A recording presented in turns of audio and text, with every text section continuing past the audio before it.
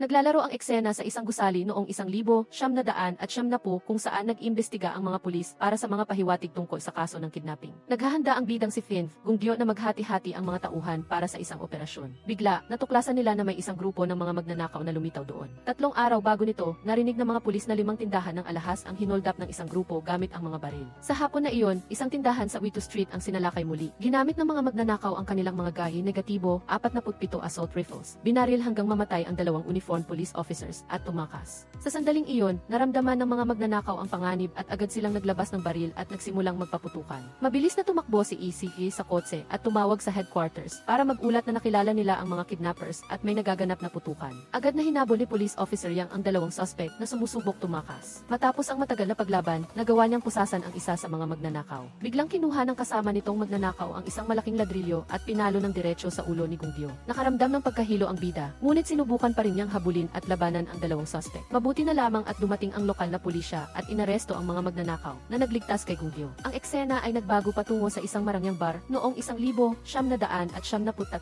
Huminto ang lokal na pulisya at hiniling sa bantay na si Dennis ay nailipat ang sasakyan. Ngunit, buong yabang niyang hindi pinansin ang pulisya. Iniwan ang sasakyan doon at hinintay ang gagawin nila. Dumating naman si Police Officer Vien at nagtanong kung ano ang nangyayari. Biglang lumabas ang may-ari ng bar at mas mayabang pa sa bantay, kaya agad siyang pinigilan ni Gungdio na umalis. Dahil sa pag-ugali ng lalaki, naghinala si Gungdio na apektado siya ng droga. Kinaumagahan, pumunta ang bida sa isang bahay kung saan may nangyaring nakakatakot na pagpatay. Ang biktima ay si Ian Rand Tissot na may palayaw na hold exit. Si Lin Yi Ian, isang landlady na dating mambubugbog, ay gumawa ng pangalan para sa sarili sa pamamagitan ng paglilinis ng mga bahay, at kasama na rin ang droga at pagsusugal. Ang bagong miyembro ng team na si Livito ay nakaramdam ng pagkasuka nang makita niya ang eksena. Agad siyang pinigilan ni Police Officer Vin. Sinabing pigilin niya ang kanyang sarili, at tinuruan siyang pindutin ang naiguan acupuncture point sa pulso upang maiwasan ang pagkasuka. Makalipas ang ilang araw, natuklasan ng pulisya ang maraming kaso ng pagpatay kung saan pinugutan ng ulo ang mga biktima. Nang gabing iyon, dahil sa frustration, umupo ang bida sa tabi ng ilog at uminom. Bigla, tumalon siya sa ilog na ikinagulat ng 3 tao na nakaupo sa loob.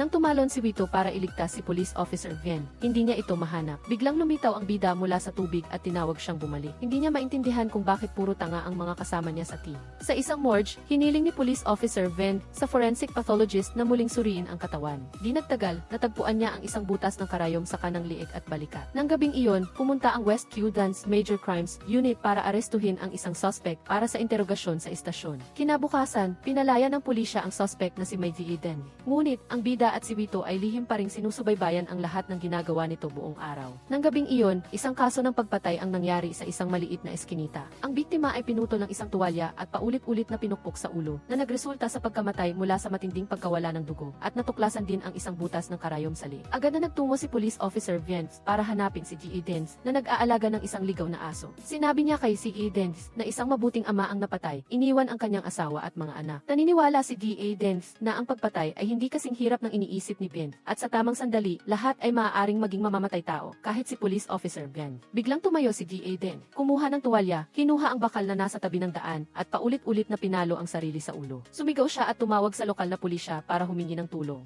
Kaya, pansamantalang sinuspinde ng mga nakatataas si Police Officer Viens dahil sa walang dahilan na pananakit sa isang mamamayan. Pagkatapos, sinamahan ng bida ang kanyang asawa at anak sa kotse para bisitahin ang kanilang lolo at lola. Pagkaalis pa lang ng dalawa, biglang nakarinig si Gungdio ng malakas na pagsabog. Agad siyang lumingon at nang makita ang sasakyang nakabaliktad, mabilis siyang tumakbo upang iligtas ang kanyang asawa at anak. Sa ospital, ipinagkatiwala ng bida kay Vito na protektahan ang dalawa sa isang ligtas na silid. Samantala, nagtungo siya upang kausapin si May Eden. Inakala ni Gungdio na gusto lang ni G.A. Dengo ang karayom, ngunit ginagamit pala niya ang buong baril. Binalaan niya ang suspect na kahit wala siyang ebidensya, aarestuhin pa rin niya ito. Kundi may masamang mangyari kay Clint Gio sa ospital, siguradong tatapusin ni Police Officer Viengo ang buhay ni May Eden. Kinaumagahan, inaalagaan ng bida ang kanyang asawa at anak sa ospital. Sa kabutihang palad, mga minor na sugat lang ang natamo nila at wala sa peligro ang kanilang buhay. Agad na nagtungo si Gungdio sa counter at humiram ng telepono para tawagan si Vito. Nang malaman niya ang sitwasyon, agad siyang umalis. Sa malakas na hilagang silangang hangin at ulan, lumabas ang bida para pumunta sa isang silong ayon sa direksyon ng kanyang subordinate. Bigla, nakita ni Police Officer Viengo ang isang lalaking nakaitim, kaya agad niya itong hinabol at hinarang. Nagkaroon sila ng matinding labanan.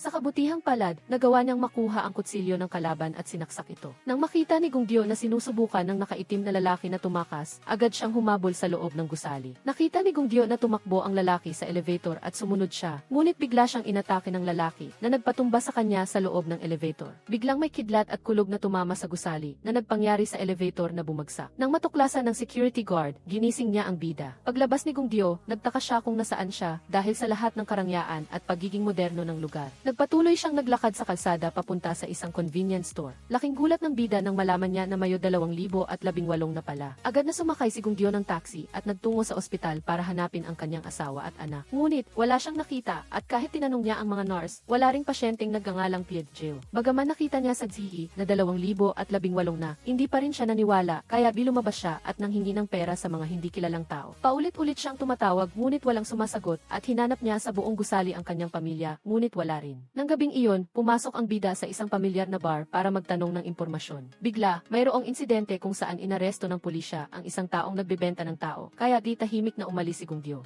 Naglalakad siya sa isang maliit na eskinita nang makita niya ang babaeng pulis na umaresto sa mga tao kanina. Biglang lumapit ang babae at sinubukang pusasan si Gungdio. Walang nagawa ang bida kundi lumaban dahil hindi niya hahayaang madaling sumuko. Biglang lumapit ang ilang pulis na may hawak na baril, kaya wala siyang nagawa kundi magpahawak sa posas at isa sa sasakyan pabalik sa istasyon. Sa interrogation room, hindi nagsalita si Gungdio hanggang sa hilingin niya na makita ang pulis ng kanyang kausap. Agad na sinabi ng bida na hanapin nila ang isang mas mataas na ranggo dahil hindi siya makikipagtulungan sa kanila. Dumating si Police Officer Lee sa interrogation room para asikasuhin ang sitwasyon at nagulat sila pareho nang magkita. Nang tawagin ni Gungdio ang pangalan ni Wito, hindi siya makapaniwala na ang taong nasa harapan niya ay si Police Officer Gens na nawawala ng mahigit 20 taon. Sinubukan ng bida na ipaliwanag na hinabol niya ang nakaitim na lalaki at naaksidente siya, ngunit hindi pa rin makapaniwala si Wito. Pagkatapos ay sinabi ni Wito na nang pumasok siya sa Major Crimes Unit noong araw na iyon, nakita niya ang isang bangkay at nasuka at naalala niya ang sinabi at ginawa sa kanya ni Police Officer Ben. Agad na lumapit si Gungdio at pinindot ang naiguan acupuncture point sa pulso ni Wito. Sa wakas, kumalma si Wito at naniwala na ang taong nasa harapan niya ay si Police Officer Gens na nawawala ng mahigit 20 taon. Agad na tinanong ni Gens si Wito tungkol sa kanyang asawa at anak. Gayunpaman, sa loob ng panahong iyon, hindi nakipag-ugnayan si Wito kay Biggie. Alam lang niya na nang mawala si Gungdio, hinanap siya ng kanyang asawa at anak sa buong Hong Kong. Si Mai Gens naman ay dinala sa isang mental hospital ng kanyang sariling ina. Habang nag-uusap sila, biglang tumunog ang telepono. Narinig ni Wito na may nangyari sa kanyang undercover agent, kaya agad silang nagtungo doon. Pumunta sila sa isang maliit na eskinita at biglang nakarinig ng putok ng baril. Nang matagpuan nila ang undercover agent, nakita nilang malubha itong nabaril at hindi na makakaligtas. Kinaumagahan, nagmaneho si Wito papunta sa lugar kung saan makikita ni Gungdio si Police Officer Nai. Nagulat si Ilkay nang makita ang lalaki pagkatapos ng 25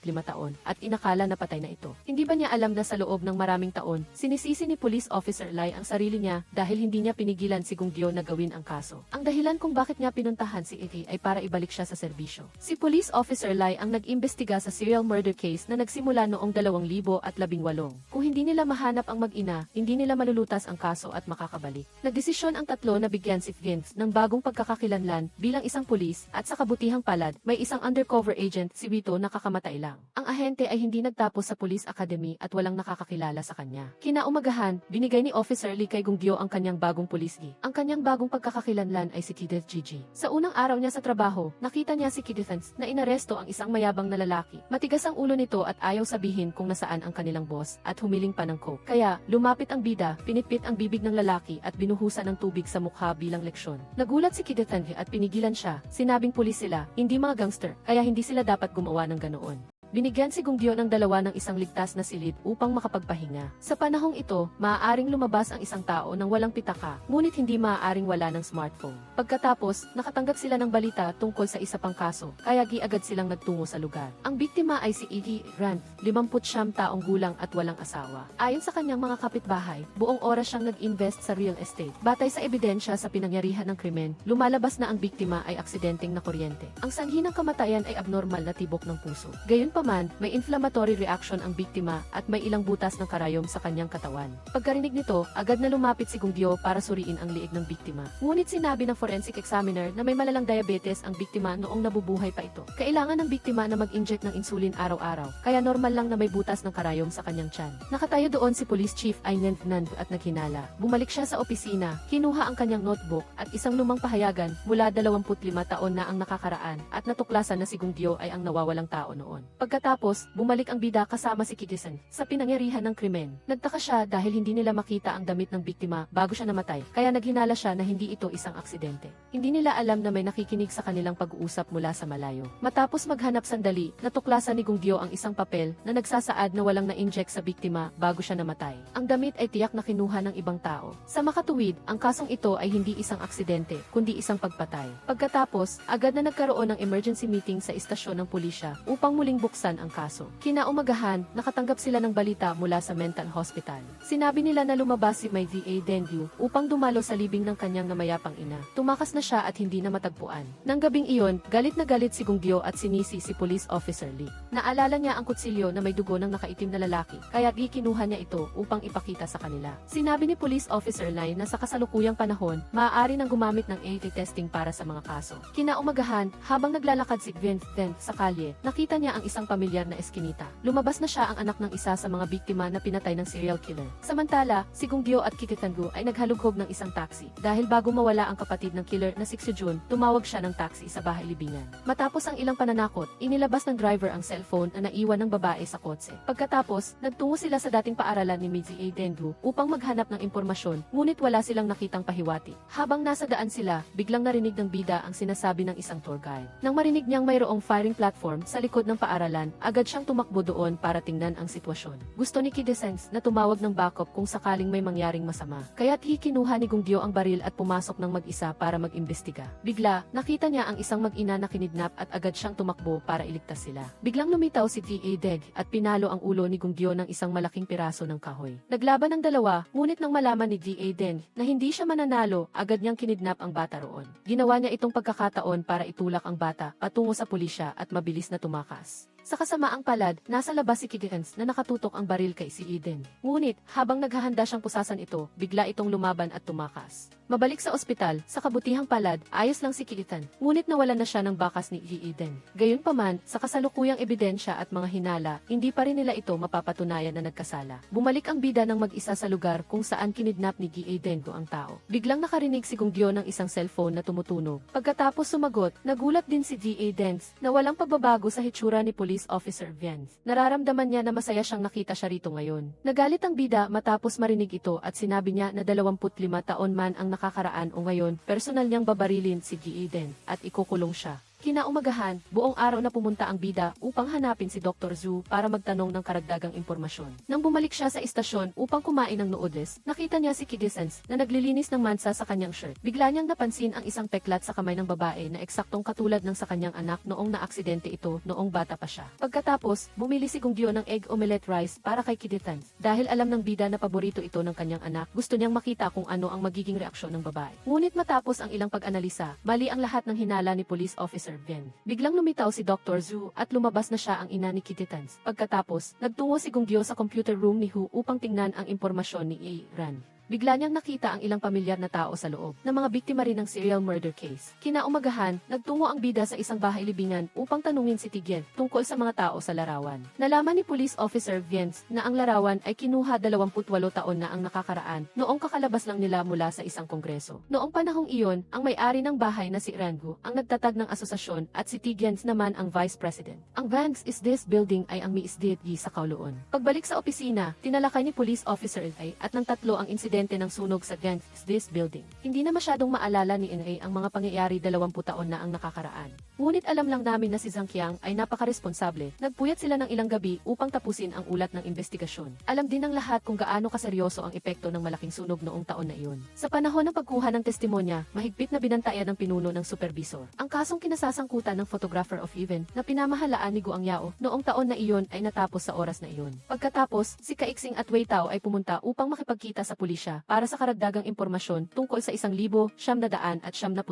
Ano ang buong kwento sa kaso ni Ding Hongfa? Naalala niya na sinabi ng bodyguard ni Hongfa noon na ang kanyang amo ay nag-iisang umakyat sa bundok din. Pagkatapos ng 2 oras, hindi nagpakita si Hongfa sa napagkasunduang lugar. Kaya ang bodyguard ay nagulat sa pulisya at natagpuan ang kanyang bangkay. Natuklasan nila ang isang gamit na inhaler para sa hika. Malamang na si Hongfa ay bigla ang inatake ng hika sa gilid ng bangin at hindi sinasadyang nadulas at nahulog sa bundok na nagresulta sa kanyang kamatayan. Pagkatapos, umakyat silang tatlo sa gilid ng bangin upang maghanap ng karagdagang impormasyon. Nalaman ng bidang lalaki ang background ni Ding Hongfa. Siya ay taga-isang nayon doon at napakamahiin sila. Kung siya ay namatay sa sarili, hindi siya papayagang makapasok sa kanilang ancestral hall dahil sa paniniwala nilang ito ay malas. Ngayon, nakakolekta ang pulisya ng ilang larawan ni Hongfa na laging may kasamang bodyguard saan man siya magpunta. Kaya, bakit siya nag-iisang umakyat sa bundok sa pagkakataong ito? Dati, napakaraming iligal na imigrante dito. Siya ay mayaman at umakyat ng bundok ng mag-isa, kaya di posibleng nakidnap siya. Ang ganoong panganib ni Hongfa ay tiyak na may espesyal na dahilan. Pagsapit ng gabi, huminto ang bidang lalaki sa isang pulang ilaw at biglang nakakita ng isang pamilya na masayang-masaya. Naalala niya ang kanyang asawa. Bigla, tumawag si Zai Hong upang manginis at binanggit ang kanyang asawa at anak na nagpagalit kay Guang Yao. Buti na lang, kinunan ng pulisya ang screenshot ng apartment number na tinirhan niya. Pagkatapos, pumunta ang bidang lalaki sa silid na iyon at binuksan ang isang selyadong kahon. Hindi siya makapaniwala na pinatay na pala ang kanyang asawa.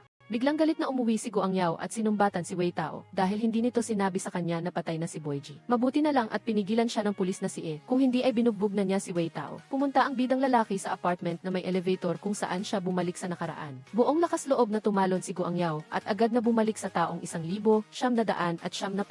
Dali-dali siyang tumakbo upang hanapin ang kanyang asawa at anak. Pagkatapos ng maraming araw na pagkakalayo, agad silang nagtakbuhan at niyakap ang isa't-isa. Biglang lumitaw si Zai Hong at sinaksak si Boyji mismo sa harap ni Guang Yao. Biglang nagising ang bidang lalaki at napagtantong panaginip lang pala ang lahat. Sinabi ng pulis na si Ye na ang elevator ay nasa ilalim ng maintenance at ang tao ay bumagsak lamang ng 2 palapag. Kung hindi, patay na sana si Guang Yao doon. Sinabi ni Ideke Dao na pagkatapos ng aksidente ni Boyji, nalaman ng welfare office na patay na ang mga magulang ni Tin Kiao, kaya dinala ang bata sa ampunan. Sinabi ng doktor na nakita mismo ni Tin Kiao na nabundol ng kotse ang kanyang ina hanggang sa mamatay. Kaya nagkaroon ng trauma ang bata at nawala ng alaala bago ang aksidente. Noong taon na iyon, gusto nilang dalawa na ampunin si Tin Kiao, ngunit may patakaran ang ampunan. Kaya ngayon, may mag-asawang umampun na sa bata. Dahil sa privacy, hindi inilabas ng ampunan kung sino ang mga taong iyon. Pagkatapos, malungkot na pumunta ang bidang lalaki sa puntod ng kanyang yumaong asawa. Pagkatapos ay nagpatuloy silang mag-imbestiga para sa karagdagang impormasyon tungkol kay Hongfa. Ngunit ang pinakamahalaga para kay Guang Yao ay ang paghahanap sa kanyang anak na si Tin Kiao. Sa istasyon ng pulisya, natuklasan ni Kaiksing ang litratong ito sa bundok. Ang totoong pangalan ni Ding Hongtai ay Ding Jian. Ito ba ang kanyang puntod habang siya ay nabubuhay? Gusto ba niyang kunin ang sarili niyang buhay? Pagkatapos tanungin ang pinuno ng nayon, nalaman nila na si Hongfa ay naniniwala sa Feng Shui noong nabubuhay pa siya. Ang pinakasikat na guru na tumulong sa kanya ay si Sanders. Mamaya, dumating ang direktor ng ospital sa istasyon ng pulisya upang magbigay ng impormasyon. Sinabi niya na si Zai Hong ay may tendensyang marahas. Minsan ay hindi matatag ang kanyang emosyon. Ikinukulong nila siya sa isang isolation room upang kumalma. Lumalabas na si Zai Hong ay may schizophrenia. Ang kaibigan na si Pao ay isang ilusyon na siya lamang ang nakakakita. Ito ay dahil mula pagkabata ay madalas siyang binubuli ng mga kaklase. Buong araw siyang umiiyak at tinatawanan ng lahat si Zai Hong na isang tanga. Kasabay nito, dumating ang pulis na si Ye sa pulong ng mga masasamang big shots na naghahanda para sa isang bagay. Hindi nila gustong mag-iwan ng anumang problema, kaya naghahanap sila ng taong papatay sa batang iyon na apelidong May. Ngunit nag-aalangan si pulisya at hindi makagawa ng desisyon. Nang gabing iyon, naglalakad ang bidang lalaki at si Kaiksing sa kalye nang bigla nilang makita ang isang babaeng kumakanta sa kalye. Kaya kinuha ni Guang Yao ang pera ng kanyang kasamahan at hiniling sa taong iyon na kantahan siya ng isang lumang kanta mula mahigit 10 taon na ang nakakaraan. Biglang tumawag si Zai Hong at nalaman nilang dalawa na nasa malapit lamang siya. Nakita ni Kaiksing ang isang kahina-hinalang tao at agad siyang tumakbo upang hulihin ito, ngunit hindi ito si Zai Hong na kanilang hinahanap. Bumalik sa istasyon, nakaupo ang bidang lalaki at nag-aaral nang biglang pumasok si Tan Min at humingi ng kanyang telepono. Ngunit ayaw ni Guang Yao na mangyari iyon dahil siya lang ang makakahanap kay Zai Hong. Kung hindi man lang nila makikita ang anino nito. Biglang tumawag si Zai Ren. Kinuha niya ang telepono at lumabas, ngunit agad na inagaw ito ng hepe ng pulisya at sinagot. Si Tan Min, na hindi mapakali, ay hindi nangahas na sabihin kung bakit tumawag si Zai Ren kanina at sinabing susumitin niya ang telepono ayon sa regulasyon. Lumabas silang dalawa, ayaw ng bidang lalaki na maghinala at magsumbong ang kabilang panig tungkol sa kanya. Dahil dito, mawawalan siya ng lahat ng kanyang mga file at hindi na magiging isang pulis. Biglang sinabi ni Fantmin ang pangalan ng pulis na si Diu dahil matagal na siyang nagdududa na hindi ito si Jai. Hanggang sa tumawag si Zai Hong, tinawag niya itong pulis Diu, kaya nakumpirma ni Fantmin. Siya ang senior inspector na nawawala 25 taon na ang nakakaraan, si Ken Kwang Diu. Noong taon na iyon sa isang kaso, nasugatan ang bidang lalaki at may sinang-ayunan sa isang bata, hindi ba? Ang taong iyon ay si Kiren Fantmin mismo sa harap ni Kwang Diu. Sa puntong ito, ang gusto lang ng bidang lalaki ay hanapin ang kanyang anak. May isang tao na gusto niyang imbestigahan at ang hepe lamang ng pulisya ang makakatulong kay Kwang Diu. Naghihinala ang bidang lalaki na si Kaiksing ang kanyang anak. Mamaya, pumunta si Fantmin sa bahay ni Kaiksing para pag-usapan ang trabaho. Naging interesado siya sa mga larawan ng pagkabata ng kabilang panig. Kaya kinuha niya ang kanyang photo album at ibinigay ito kay Chief of Police Zhang Sen. Biglang tumawag si Sen Kwang Diu upang magtanong tungkol sa sitwasyon. Kaya sinamantala niya ang pagkakataon na humingi ng pahintulot kay Kaiksing na sumama siya sa kanila upang pag-usapan ang trabaho. Pagkatapos ay lumitaw ang bidang lalaki at hinila palabas si Fantmin na ibinigay sa kanya ang photo album ng pagkabata ni Kaiksing. Binuksan ni Guang Yao ito at nakumpirma na si Kaiksing ay ang kanyang sariling anak. Unti-unting nawalan siya ng kontrol sa sarili at tumakbo sa malaking puno. Naalala niya ang masasayang sandali na nakipaglaro siya sa kanyang anak na si Tin Giao doon. Nang marinig ang balita, agad na dinala ni Wei Tao si Kwang Diu upang hanapin ang social worker na babae noon. Naalala ni Ma ang batang si Tin Giao at labis siyang humanga, kaya mayroon siyang kaunting naalala tungkol sa taong iyon. Kaya, sinabi niya ang buong pangyayari sa tatlo. Kinabukasan, binisita ng bidang lalaki ang puntod ng kanyang asawa at ikinuwento sa kanya ang tungkol sa pagkikita niya sa kanyang anak. Biglang dumating si Kaiksing sa tagpuan nila ni Kwang Giao. Sa totoo lang, gusto lang niya na magbigay pugay ang kabilang panig kay Boyji at ayaw niyang sabihin ang totoo kay Kaiksing. Pagsapit ng gabi, sinusubaybayan ng dalawa ang mga tao sa isang ghost company na nagpapalitan ng isang lihim na bagay. Mag-isa si Kaiksing na pumasok upang magmanman sa sitwasyon, habang si Pulis Diu ay nanatiling nagmamanman mula sa malayo. Bigla siyang natuklasan kaya mabilis siyang tumakas. Sa kasamaang palad, napunta siya sa isang malaking gate na nakalock, kaya nakipaglaban si Kaiksing sa kanila. Ngunit napakarami ng mga thugs at wala siyang magawa kundi sumuko sa kanila. Mula sa malayo, nalaman ng bidang lalaki ang nangyayari at agad na tumakbo upang mag-isang harapin ang lahat ng mga thugs. Pagkatapos, dinala ni Kaiksing ang pinuno ng grupo sa interrogation room. Tinanong niya kung kilala niya ang pulis na humuli sa kanya. Nagdududa si Kaiksing dahil kamakailan ay napapansin niya ang kakaibang pag-aalala ni Guang Yao para sa kanya. Kinabukasan, narinig ng bidang lalaki na nag-utos si pulisye na ang anti-homicide team ay nag-imbestiga at kung gagawin din nila ito ay magkakaroon ng labanan. Galit na pumunta si Kwang Diu sa opisina nito upang batikusin siya. Pagkatapos ng 25 taon, nagkaroon ng matinding away ang mag-ama at ayaw na nilang magkita pa. Nang gabing iyon, pumunta silang tatlo sa inabandonang hideout ni Zai Hong upang maghanap ng karagdagang impormasyon.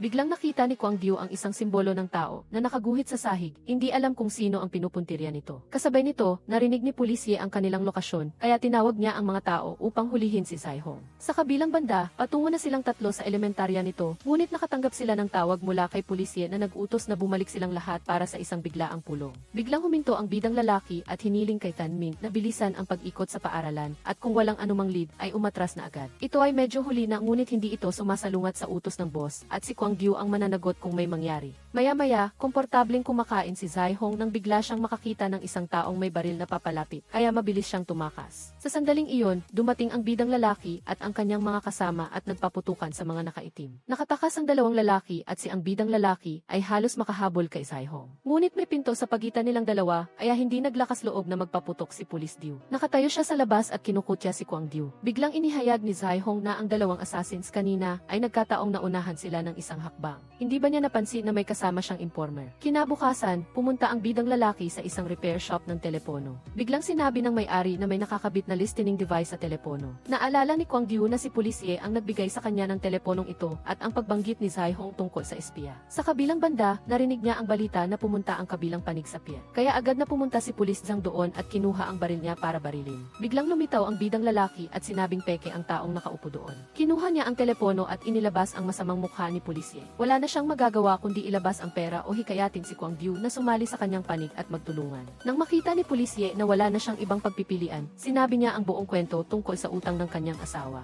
Hindi kailanman naligaw ng landas ang lalaking pulis hanggang sa makipagtulungan siya kay Ding Jian upang mabayaran ang lahat ng utang ng kanyang asawa sa pautang na may mataas na interes. Hindi na makayanan ni pulisye ang sitwasyon na iyon at mas gugustuhin pa niyang mamatay kaysa sumuko. Nag-aalala si Kwang Diu nang makita niya na tinututok nito ang baril sa kanyang sariling ulo. Kaya, hinayaan Hinayaan ng bidang lalaki na umalis ang kabilang panig upang makapag-isip pa kung anong landas ang pipiliin. Maya-maya, habang nag-iisip ng malalim si Icheng, biglang tumawag si Kwang Diu. Sa pagkakataong ito, gusto niyang dahan-dahang ikwento na siya ang kanang kamay nito noong taon na iyon. Magkasama sila buong araw, nagagalit at nagdudulot pa ng gulo. Ngayon na may nangyari, gusto talaga ni Kwang Diu na tulungan ang kabilang panig. Alam niyang napakadelikado ng mga taong nasa likod ni Icheng. Kaya mas lalo siyang dapat magbago o gusto niyang kontrolin siya ng mga ito habang buhay. Naalala pa ni Icheng na noong nagtapos siya sa Police Academy, marami siyang pinayuhan kay Kwang Diu. Ang pagiging isang tao ay dapat na disente at matapat. Siya mismo ang nagturo sa kanya kung paano maging isang mabuting pulis. Naluha si Icheng sa labis na damdamin kaya sinabi niya sa bidang lalaki na pumunta rito. Sasabihin niya ang lahat ng nangyari pati na rin ang ebidensya. Maya-maya, dumating si Kwang Diu, ngunit nakita niyang bukas ang pinto. Dahan-dahan siyang pumasok at nagulat na makitang patay na si Icheng.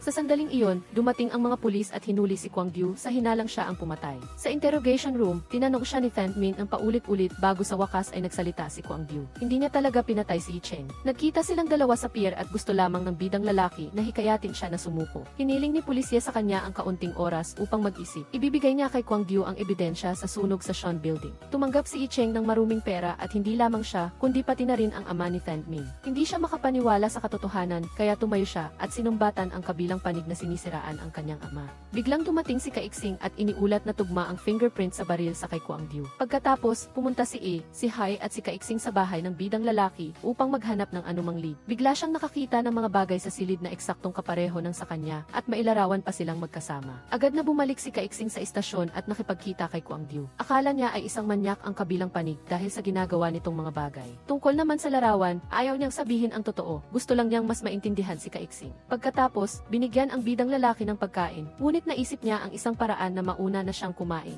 Nadiskubre ng pulis na si Kwang Diu ay nahulog at sumuka ng lahat ng kanyang kinain, kaya dinala nila siya sa emergency room ng ospital. Biglang napansin ni Fan Min na naroon si Zai Hong, kaya naghiwa-hiwalay sila para harapin siya. Ginamit ng bidang lalaki ang pagkakataong ito upang patumbahin ang kanyang kasamahan na nagbabantay sa kanya upang makatakas. Pumunta siya sa likod na pinto, ngunit sa kasamaang palad ay nakalock ito. Biglang lumitaw si Zai Hong sa harap ni Kwang Diu. Nakatayo siya roon nang aasar sa kanya at inilagay sa salamin ang password upang matulungan ang bidang lalaki na makatakas mula sa pulisya na naghahanap sa kanya. Pagkatapos ay pumunta siya sa bahay ni Icheng upang maghanap ng ebidensya at natuklasan ang isang wine cabinet. Naalala ni Kwang Diu na matagal na itong hindi umiinom. Kaya itinulak ng bidang lalaki ang wine cabinet at nakakita ng isang lihim na pinto sa likod nito. Sa huli, nakuha ni Kwang Diu ang isang pares ng salamin na may kakayahang mag-record at tiyak na nasa loob nito ang ebidensya laban sa kanila. Biglang lumitaw ang lalaking nakaitim at nakipagbuno sa kanya. Sa sandaling iyon, dumating si Kaiksing at natakot ang lalaki kaya tumakas ito. Hindi pa nakakatakas ang bidang lalaki ay tinutukan na siya ng baril ni Kaiksing. Sa wakas ay sinabi ni Kwang Diu ang katotohanan na hindi siya si Jejai. Siya ay galing sa taong 1,973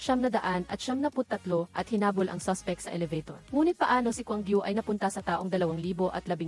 Noong panahong iyon, si Kaiksing ay 3 taong gulang pa lamang at totoo bang nawalan siya ng lahat ng alaala niya sa pagkabata. Hindi makapaniwala si Kaiksing na alam ng kabilang panig ang lahat ng nangyari sa kanya noong bata pa siya. Nag-aalangan siya, ngunit hinayaan pa rin niya si Kwang Diu na tumakas upang patunayan na hindi niya pinatay ang pulis na si E. Magdamag na naghanap si Kaiksing sa internet ng impormasyon tungkol kay Kwang Diu at sa aksidente ng kanyang ina. Kinabukasan, nakatanggap siya ng sulat sa kanyang sasakyan. Nang buksan niya ito, nakita ni Kaiksing ang litrato ng kanyang pamilya, kasama si Icheng. Sa likod ng larawan ay ang mga salita nito na nagpapahayag ng damdamin niya sa kanyang anak. Hindi pa rin makapaniwala si Kaiksing, kaya pumunta siya sa puntod ni Boyji at nakita ang pahayagan tungkol sa aksidente noong taong iyon. Biglang dumating ang bidang lalaki at lumapit sa kanya. Alam niyang mahirap para kay Kaiksing na tanggapin ang maraming bagay na nangyayari ng sabay-sabay. Ngunit ito ang katotohanan na hindi maaaring baguhin. Sa katunayan, ang pangalan ng kanyang anak ay Tim Giao, hindi Kaiksing. Ngayon, gusto ni Kwang Diu na patunayan na hindi siya pumatay. Lahat ng ginawa niya ay upang malaman ang katotohanan. Mayroon na silang salamin ni pulisye na nakapag-record ng kanilang money laundering. Ngayon, mayroon na silang pagkakataon na mahanap ang utak sa likod ng sunog sa Sean Building. Sumumpa ang bidang lalaki sa harap ni Boyji na lahat ng sinabi ni Kwang Diu ay totoo. Kung ito ay kasinungalingan, hindi na siya makakauwi upang makita ang kanyang asawa. Kinabukasan, ang bida ay nakaupo sa isang kainan upang subaybayan ang mga alagad nila. Sa panig ng pulisya, binigyan si Kieseng ni Kwang Diu ng tracking device kaya nakipagtulungan siya upang maghanap ng mga pahiwati. Sa pagkakataong ito, nakakita siya ng isang silid, ngunit sa kasamaang palad ay natuklasan siya ng mga ito at tinutukan ng baril sa ulo. Sa loob, nag-aaway sila ngunit buti na lang may baril si Kwang Diu at na-neutralize ang isa sa kanila. Dumating ang 2 pulis at narinig ang ingay, ngunit natuklasan ni Qingming na may nakatagong kamera sa harap ng pinto. Kaya nagpanggap na lang sila na nagdaraan na walang nangyayari. Kinontrol ng bida ang sitwasyon at sinabi na dumating siya doon upang makipagtulungan sa negosyo ayon sa utos ni Inspector Yip. Bukod sa may ebidensya ang salamin, kasama rin si Mai Chai-hong. Ngayon, hindi na sila dapat mag-atubili dahil malapit ng palibutan sila ng mga pulis. Biglang tumawag ang amo sa pinuno. Kaya ngayon, sumunod na lang sila sa utos ni Kong Yu na dalhin ang pera at gamit at tumakas sa lugar na ito. Sinamahan siya ng pinuno papunta sa paaralan para kunin ang ebidensya at ibigay sa amo. Nagpanggap ang bida na bubuksan ang locker para kunin ang gamit at biglang lumingon at nakipag-away sa kanya. Sinamantala niya ang pagkakataon at inilagay ang tracker sa bulsa nito. Nang dumating ang kanyang mga kasamahan, naabot na ni Kong Yu ang baril at binaril ang pinuno at sugatan at mabilis na tumakas. Noong sandaling iyon, dumating ang dalawang pulis na gustong habulin sila, ngunit hinarangan sila ng bida. Natuklasan niya na ang sasakyang ito ay nasa bahay ni Inspector Yip, kaya agad siyang pumasok para kunin ang memory card mula sa dashcam.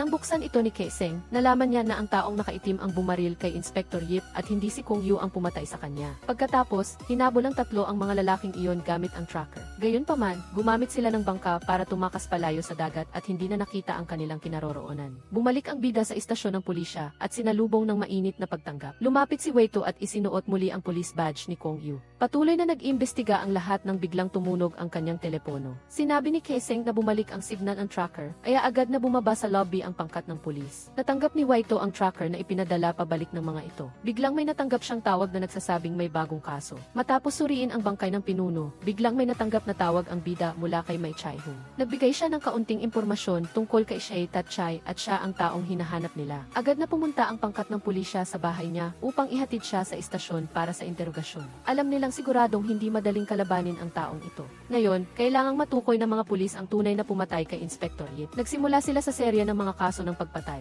Ang lahat ng biktima ay ininiksyon ng anesthesia bago patayin. Bukod pa rito, lahat ay may kaugnayan sa kaso ng pulisya noong 1979.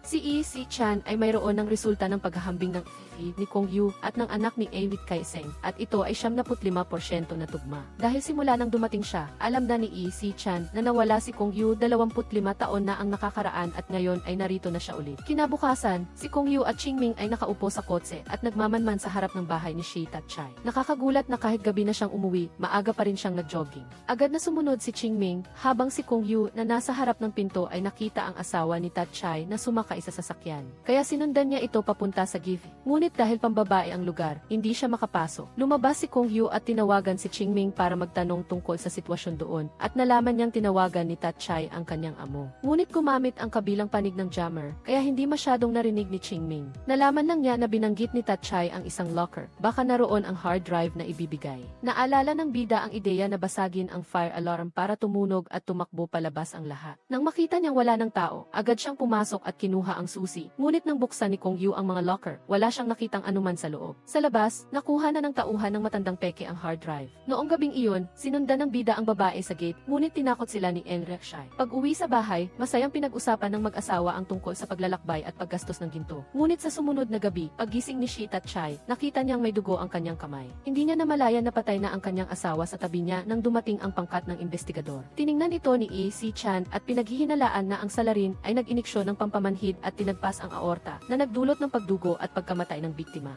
Sa narinig ni Kong Yu, inulaan niya na si Mai Chai-hong ang gumawa nito. Hindi inakala ni Kaeseng na papatayin niya si Shi, ngunit hahayaang mabuhay ang asawa nito. Pagkatapos, nagpalit si Shea Tat-chai ng damit at pumunta sa istasyon ng pulisya para magbigay ng pahayag. Bigla siyang nakarinig ng ingay at nang tumakbo si Kong Yu, nakita niyang nakahandusay na siya. Si E. C. Chan ay nasa tabi niya ngunit walang makuha na ebidensya. Pagbalik sa istasyon, natuklasan ng pangkat ng investigador na nalason si Shea Tat-chai ng cyanide. Ang salarin sa pagkakataong ito ay hindi katulad ni Mai Chai-hong at hindi maintindihan ni Kong Yu kung bakit hindi ito inalis ng salarin sa isang beses. Sa halip, hinati niya ito sa dalawang pagpatay sa harap ng mga pulis, kaya nagdesisyon ang pangkat ng investigador na makipagtulungan muli kay E. Chan. Nakipag-ugnayan si Kong Yu kay Munghi, isang psychologist, upang alamin ang motibo ng salarin. Habang pabalik, akmang kukunin ni Kong Yu ang isang bag nang biglang sinabi ni Kaeseng sa kanyang ama na gusto niyang bumili ng bagong labas na modelo. Nang makita ni Kong Yu na masaya ang dalawa, ibinaba niya ang bag lumipat ang eksena sa pangkat ng investigador na kinonsulta ni Munghi tungkol sa kaso. Sinabi niya na binago ng salarin ang kanyang paraan ng pag-atake upang mapataas ang kanyang kasiyahan at pinanood niya si Shea Tat-chai na saksihan ang pagkamatay ng kanyang asawa bago siya patayin. Agad na tinanong ni Kong Yu si E. C. Chan kung gaano katagal bago kumalat ang cyanide at sinabi niya na ito ay nasa 3 hanggang 1 minuto. Kaya, ibig sabihin ba ay kayang lasunin ng bawat isa sa pinangyarihan si Tatchay? Pagkatapos, tinanong ni Kong Yu kung talagang wala siyang narinig na sinasabi ni Shi Tatchay dahil malapit lang sila. Hindi siya sumagot, dagdag pa rito, sinisi siya ni Keseng dahil sa pagdududa sa kanyang amain. Sinabi niya na nasa gitna sila ng isang kaso at umaasa siyang hindi niya isasama ang kanyang personal na damdamin. Sinabi ni Kong Yu na sa pinangyarihan, siya lang ang pinakamarunong tungkol sa lason. Gayunpaman, hindi siya susuko sa anumang pahiwatig. Noong gabing iyon, tinanong ni Keseng ang kanyang ama kung bakit hindi siya naapektuhan ni Kong Yu at sinabi niya na sa pangkat ng paglutas ng krimen, mayroong isang taong may pambihirang kaisipan.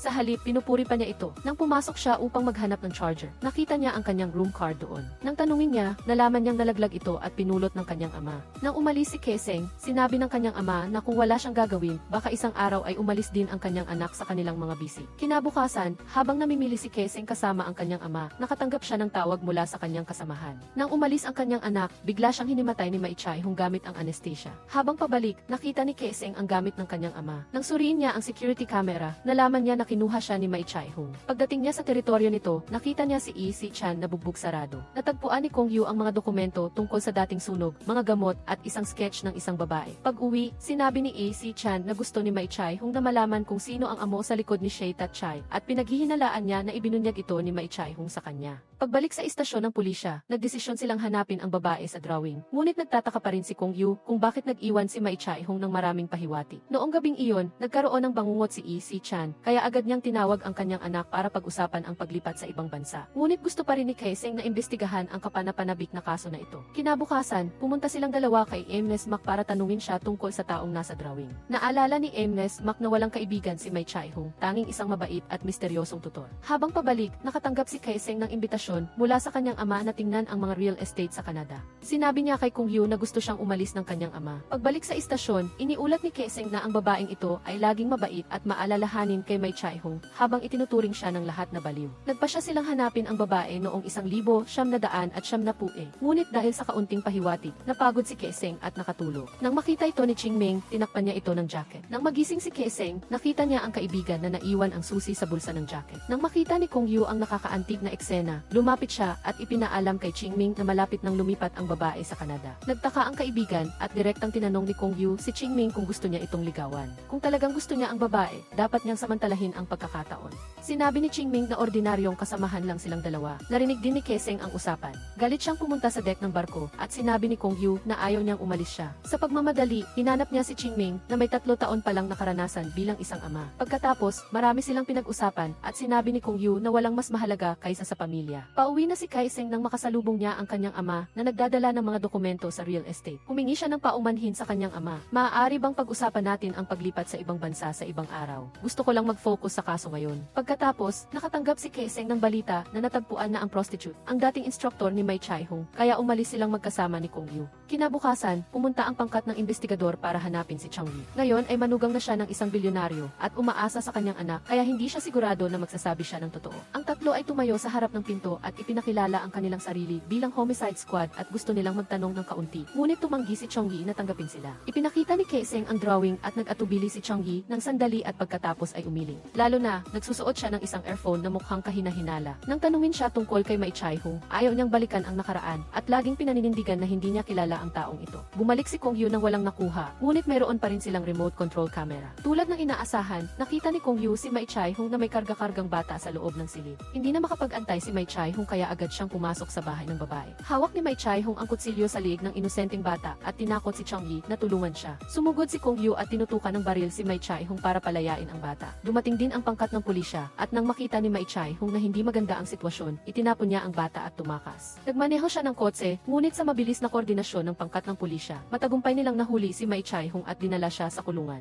Dito, sinabi ni Chang Yi sa pulisya na sinabi sa kanya ni Maichai Hung na dati ay naghugas ng pinggan ang kanyang ina sa isang restaurant. Madalas siyang pumupunta upang tulungan ang kanyang ina tuwing may oras siya. Madalas pakainin ni Maichai Hung ang isang ligaw na aso sa malapit. Tapos naging magkaibigan sila dahil madalas siyang hinahamak ng iba dahil sa kanyang sakit sa isip. Sa tuwing pinagbibintangan at nagagalit si Maichai Hung, pumupunta lang siya sa numero upang kumalma. Hanggang sa isang araw, nagluto ng masarap na karne ang kanyang ina. Lumingon siya siya at nakita niya ang kwelyo ng kanyang aso na nakatapon sa mesa. Ginamit ng ina ni Mai Chai-hung ang kanyang matalik na kaibigan bilang pagkain. Galit siyang umiyak. Nagkataon na tinulungan ni Chong Yi si Mai Chai-hung. Ang kaunting kabaitan ay nagpainit sa kanyang puso. Mula noon, nagustuhan na siya ni Mai Chai-hung, sinusundan at ginugulo siya. May isang panahon na nawala si Mai Chai-hung. Sa panahong iyon, kinailangan ni Chong Yi ng pera, kaya nagtrabaho siya sa isang nightclub. Ngunit tinakot at pinilit siya ng nakatatandang si Cheong Kakit. Nang magpa siya si Chong Yi na kausapin ang nakatatanda, nakita niya na pinatay na siya ni Mai Chai-hung. Dahil sa takot na balikan siya, hindi siya nagulat sa pulisya. Nagpalit ng eksena si Kong Yu at pinalitan ang posas ng lubid. Nang makita ang pamilyar na bagay mula sa chestnut noong nakaraan, ang nasaktang batang si Mai Chai-kit sa loob niya ay nagalit. Sinamantala ni Kong Yu ang pagkakataon na aliwin ang bata at tanungin siya tungkol sa kanyang tutor, ngunit tumanggi siyang magsalita. Nakipag-away ang matandang si Mai Chai-kit sa bata at hinamon si Kong Yu. Pagbalik, pinag-usapan niya ito sa kanyang mga kasamahan.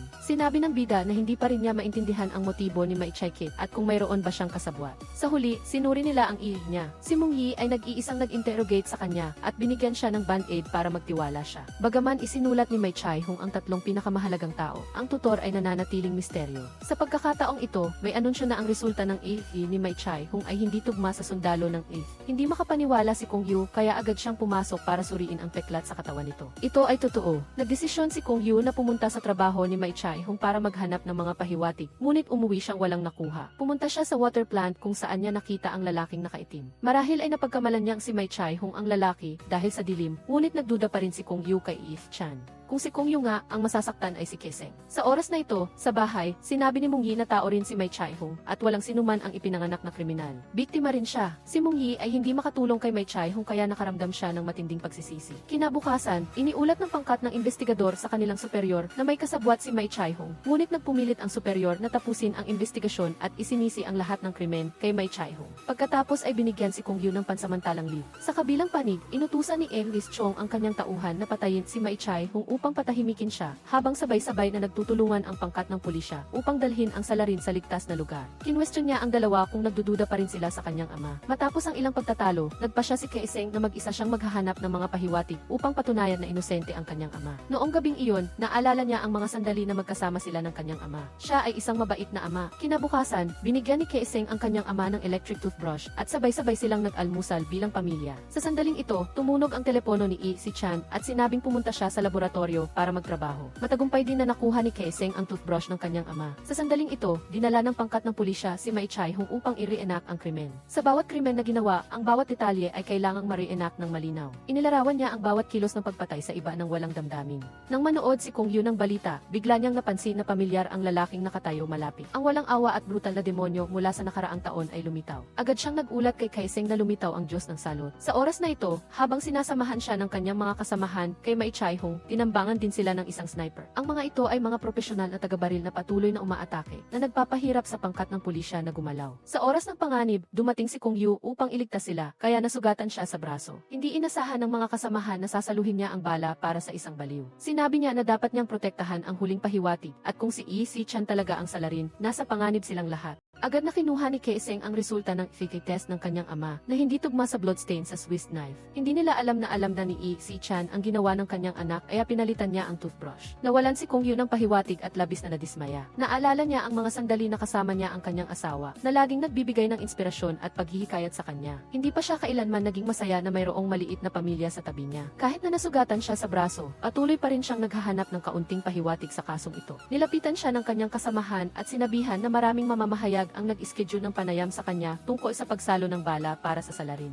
Kahit na ayaw niyang lumabas sa kamera, nang banggitin na gusto ni Superintendent Man na mag-promote at ang taong ito ay maaaring magpasya kung ipagpapatuloy ang investigasyon sa kaso. Agad na sumang-ayon si Kong Yu. Pagkatapos, tumayo siya sa harap ng mga mamamahayag at sumagot ng maikli. Higit sa lahat ay pinupuri si Superintendent Ma sa kanyang talino at kakayahan na nagdulot sa kanya ng pagiging mayabang. Kaya, muling inimbestigahan ang kaso ni Mai Chai-hung. Itinapon ni Kong Yu ang isang manikin na may parehong timbang sa biktima mula sa itaas at kapag solo siya at kapag dalawa sila, parehong nasa magkaibang posisyon ang pagkakatapon. Kasabay nito, nahulog ang salamin ng inspektor noong taong iyon sa posisyon na itinapon ng dalawa. Tila mas gugustuhin ni Mai Chai-hung na aminin ang krimen kaysa isiwalat ang kanyang kasabwat. Tinanong ni Kong Yu ang tungkol sa pahiwatig ni Lei Wing-kyu at kung saan may masarap na barbecue restaurant. Binista niya si Mai Chai-hung at tinanong ang dahilan kung bakit niya sinasalo ang bala para sa kanya. Nag-alok siya ng isang kahon ng inihaw na bigas kay Mai Chai-hung ngunit tumanggi itong kainin. Habang kumakain si Kong Yu, nagkwento siya tungkol kay Lei Wing-kyu na siya ay ay Vice Presidente ng Dramatic Arts Society. Ang kanyang mga nakamit ay medyo mataas. Naalala rin ni Mai Chai-hong ang kanyang mga nagawa, ngunit si Lee Wing-kyu ay hindi ang kanyang tutor. Inulit niya na ang posisyon kung saan itinapon ang fireworks ay hindi tumutugma sa taong iyon. Tinanong niya kung bakit nagpumilit si Mai Chai-hong na aminin ang krimen ng mag-isa. Ano ba talaga ang kaugnayan niya sa sunog? Mai Chai-hong is haunted give her the image of himself and his friend killing someone. Setting up the scene, Kong Hyo says that the person who wants revenge is not Chai-hong, but the tutor. Asking if it's worth it for him to sacrifice so much and go to jail. Mai Chai-hong asks him back if he taking the bullet for him. To just know the truth, is it worth it? Of course it is. Kong Hyo says they are very similar, doing so many things just to protect their loved ones, but Mai Chai-hong is protecting the wrong person. Kong Hyo asks who the tutor is, and at this moment the child inside Mai Chai-hong is panicked and wants to confess, so he hits his own head against the wall to sober up. Kinabukasan, nahanap ng pulisya ang bala mula sa kamakailang pag-atake. Nagkataong pareho ito sa bala mula sa gangwar 2 taon na ang nakakaraan, kaya naghati sila sa 2 grupo upang imbestigahan ang kasabwat ni Mai Ti-den at ang grupo ng Divine Eye. Pagkatapos, pumunta si Kong Hyo upang tanungin si Iggy Strang tungkol sa listahan ng mga donor ng charity fund na inaprubahan dahil may kinalaman ito sa kaso ng serial murder. Kinuha ni Thien Min ang isang advertisement doon at nalaman niya na sina Kong Hyo at Empress Dutch ay pumupunta sa isang gifit na kabilang sa parehong korporasyon ni Trang Hyo-ho. Agad niyang sinundan si Trang Hyo-ho na papunta sa isang lugar. Tinawagan ang kanyang kasamahan at sinabi na malapit lang din ang hostage. Posibleng magkikita sila. Ganon nga ang nangyari, sumakay si Brightly sa kotse ni Hyo-ho at kinuhanan ng 2 panig ang malapitang larawan ng suspect. Si Trang Hyo-ho ay isang ordinaryong tao na biglang yumaman at nagtatag ng sarili niyang beauty empire. 2 taon na ang nakakaraan, kaya pinaghihinalaan na siya ay isang mahalagang tao sa kasong ito. Hindi lang siya kundi pati na rin ang boss sa likod niya ay takot na baka ibunyag sila ni Mai Ti-den, kaya naghanap sila ng paraan para patayin siya. Sa bilangguan ngayon, nag-aaway si Mai Ti-den sa bata na gustong ibunyag ang tutor. Tumanggi siyang magsalita kahit namamatay pa siya. Sa panaginip, pumunta si Kong Hyo para bisitahin si Mai Ti-den. Siya ay isang relax na binata, kaya ayos lang sa kanya na makulong sa mental hospital dahil sa pagpatay. Nang magising siya, gusto niyang makita si Kong Hyo o mas tumpak, ang batang si Ki Hidengo ang gustong makita si Kong Hyo. Nabalitaan ito ni Mang Hee at gusto niyang samahan si Kong Hyo para makita siya, habang nag-alok si Tran Fap Zai na sumama sa kanyang asawa. Ipinasok niya ang 5 pen sa notebook ni Mang Hee at pagdating sa kulungan, natakot siyang makita si Tran Fap Zai. Kaya sa pagtatanong sa batang si Mai Ti-den, hindi siya naglakas loob na magsalita. Nang makita ang reaksyon niya, ibinigay ni Mang Hee ang notebook at hiniling kay Ki Dens na isulat ang pangalan. May 7 letra ba ang pangalan niya? Sa labas, nag-alala si Tran Fap Zai na baka mabunyag ang lahat. Naalala niya na siya mismo ang nagplano upang kusang loob na akuin ng bata ang krimen. Iniaalay din niya ang kanyang buhay kay Tran Fap Zai. Nang makita ni Trai Hong sa loob ang pamilyar na panulat, nataranta siya. Tiningnan niya ang bata na nagpapalakas ng loob sa kanya at nagpasya siyang magsulat. Pagkatapos ng 3 titik, hiniling ni Mang Hee na huminto siya. Hinabol ni Kong Hyo at tinanong ang dahilan at nalaman niya na ito ay ang unang 3 titik ng salitang suicide sa English. Sa loob, agad kinuha ni Mai Trai Hong ang panulat at sinaksak ang kanyang lalamunan upang iligtas ang kanyang guro. Nakahiga sa sarili niyang dugo, tiningnan niya si Tran Fap Zai na parang sinasabi na natupad na niya ang kanyang pangako noon. Tiningnan ni Tran Fap Zai ang bangkay at inalala ang nakaraan. Siya ang nagbigay ng benda, nagbigay lakas sa kanya na gumanti sa mga nambubuli sa kanya, o sa madaling salita, tinuruan siyang pumatay. Isang maliit na kabaitan lang ay sapat na para ibigay ni Mai Ti-den ang kanyang buhay sa kanyang guro. Ibinigay niya ang panulat at sinabing kapag kailangan niya ito ay sasabihin niya kay Mai Ti-den. Sa kabilang banda, pinag-isipan ni Kong Hyo ang lahat ng nangyari. Natakot si Mai Ti-den nang hawakan niya ang panulat. Nagpasya siyang pumunta sa punerarya upang hanapin si Tran Fap Zai at tanungin ang tungkol sa sugat sa tiyan. Sinabi ni Kong Hyo na gusto niyang sabihin ang isang bagay, ngunit nagpakamatay siya at tinanong niya kung alam niya ang dahilan. Ipinaliwanag ni Tran Fap Zai na si Mai Ti-den ay may pagkahilig sa pagpapakamatay at sinisi pa si Kong Hyo sa patuloy na pagtatanong na naging sanhi ng insidenteng ito. Kinabukasan, iniulat ng pulisya na patay na si Mai Ti-den at ang kanyang kasabwat ay chismis lamang.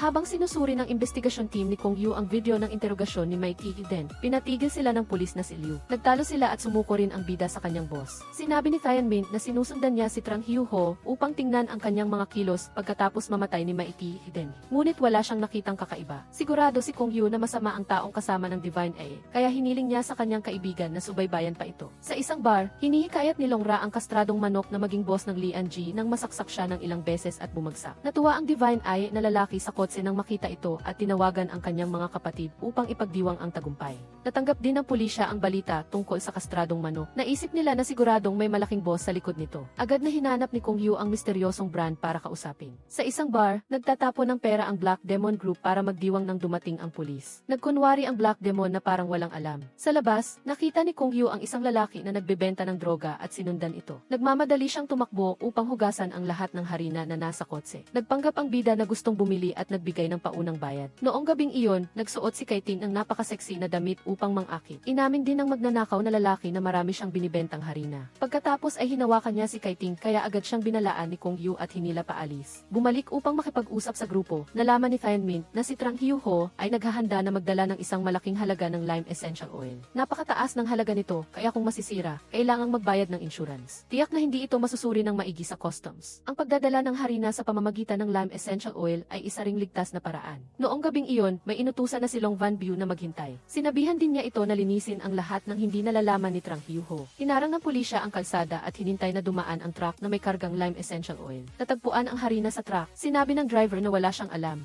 Naisip ni Kong Yu na siguradong may kasabwat na naghihintay sa lumang kalsada. Tama nga, naghihintay ang Black Demon at ang kanyang mga tauhan. Nang marinig ang balita na nahuli ng pulisya ang harina, sinabihan niya ang kanyang mga tauhan na bumalik at kumain ng tae. Sa istasyon ng pulisya, gusto ni Trang Hyu Ho na kunin ang lemon para ipagpatuloy ang exhibition, ngunit hindi niya magawa. Tinanong ni Kaitin kung kilala niya si Long Van View, ngunit tumanggi si Trang Hyu Ho na sagutin. Sa loob, tinanong ni Kong Yu ang tungkol sa pinagmulan ng kakaibang painting, ngunit sinabi niya na patay na ang artist. Nagkataon na ang pangalan ng artist ay kapareho ng unang 3 letra na isinulat ni Mai Trai Hong. Sa oras na ito, ibinalita din ni Kaiting na si Sanders ang nagtatag ng charity fund para sa malaking sunog noon. Nang namatay ang kanyang asawa, ipinagkatiwala ni Sanders kay Trang Hyu Ho ang posisyon ng executive director. Ipinakilala ni Liu Vaithao ang isang mahalagang tao at binalaan si Kong Yu na huwag siyang imbestigahan. Ito ay dahil sa takot na mawala ang kanyang nakatatandang kapatid. Naalala ni Kong Yu ang una nilang pagkikita. Hinuli ni Liu Vaithao ang isang kriminal nang nakalimutan niyang alisin ang kanyang baril. Si Kong Yu lang sa team ang nagtiwala kay Vaithao. Hindi niya inaasahan na pagkatapos ng maraming taon, ganun pa rin siya kaduwag. Sinabi ni Kong Yu na bilang isang pulis, gaano man kalupit o kasira ang kalaban, hindi ka maaaring tumakas sa labanan. Nang bumalik sa investigasyon team, nalaman din nila na naglaundering si Trang Hyu Ho sa pamamagitan ng pagbebenta ng mga painting at pagkatapos ay binili niya itong muli. Nagpasya silang ibalik ang mga oil painting. Kapag nagsimula ng kumilo si Trang Hyu Ho, uhulihin siya. Sa kabilang banda, sinusuri ni Tran Phap Vai ang computer at nalaman na ang painting na pinangalan ng Sanders ay natagpuan. Naalala niya ang nakaraan, bago mamatay si Touch That Try, binanggit niya ang pangalan na Sanders. Pagkatapos nito, hiniling ni Phap Zai na protektahan siya ni Mai Trai Hong. Naghintay siya hanggang sa bumalik si Sanders sa bansa bago niya sinimulan ang kanyang plano ng paghihiganti. Kinaumagahan, tinanong ni Kong Yu si Kaiting kung naisip ba niya na matagal na tayong nag-imbestiga sa kasong ito at ang dami ng namatay. Ang lahat ng autopsy reports ng mga biktima ay isinulat ni Tran Phap Vai. Kung nag-imbento siya ng ebidensya, hindi natin ito makikita. Kung si Tran Phap Zai talaga ang utak sa likod nito, lahat tayo ay nilinlang niya. Nang marinig iyon, galit na tinanong ni Kaiting kung nagdududa pa rin siya sa kanyang ama. Narinig na kasi ni Kwang Yu na tinanong niya kung kailan babalik si Sanders sa Hong Kong kaya siya sigurado. Sa oras na iyon, inanyayahan siya ng nanay ni Kaiting na umuwi para kumain. Pag-uwi, natuklasan niya ang toothbrush ng kanyang ina. Halos kapareho ito ng ibinigay sa kanya ni Tran Phap Vai. Habang nagugulat siya, lumingon si Kaiting at nakita ang kanyang ama. Noong gabing iyon, nakikipag-usap si Kaiting sa kanyang ina. Malungkot siya dahil hindi niya naintindihan ang kanyang ama noon. Sinabi ni Mang Hi na ang bawat tao ay may sariling nakaraan.